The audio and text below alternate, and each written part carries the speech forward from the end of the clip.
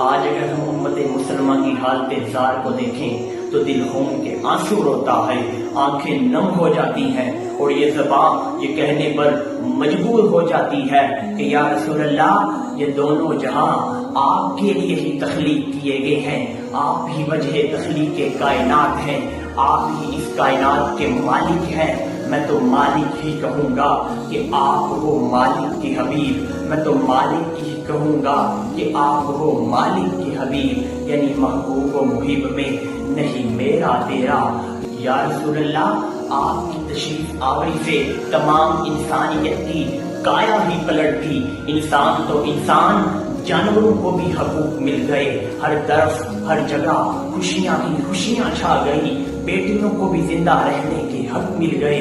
جو مائیں لوگ منڈیوں میں بیچا کرتے تھے، ان کے قدموں کے تلے میں آپ نے جنت رکھ دی۔ مختصر یہ کہ خدائے باری تعالیٰ کی ساری نعمتوں کو اگر اکٹھا کر لیا جائے، ہم اس کی نعمتوں کو شمار نہیں کر سکتے، لیکن خدا نے جو بعثت محمدی کی صورت میں اس کائنات پر احسان کیا، اس کائنات کی ساری رونقیں، اس کائنات کی ساری زینتیں، اس کائنات کی ساری عظمتیں، اس کائنات کی ساری نعمتیں اگر اکٹھی کر دی جائیں، لیکن خدا کے اس احسان کا بدلہ ہم نہیں چکا سکتے جو خدا نے محمد مصطفیٰ کی صورت میں اس کائنات پر احسان کیا۔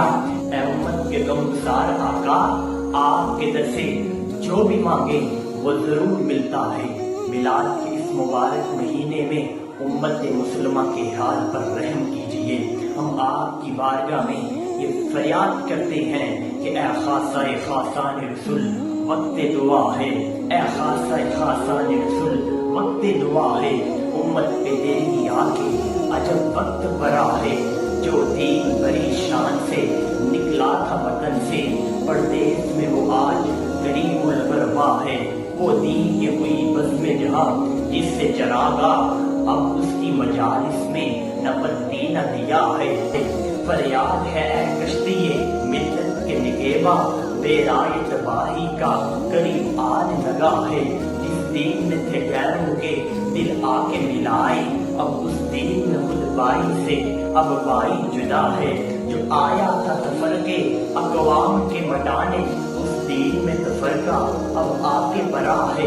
اے گنبد حضرا کے مکین، میری مدد کر ورنہ مجھ کو بتا کون میرا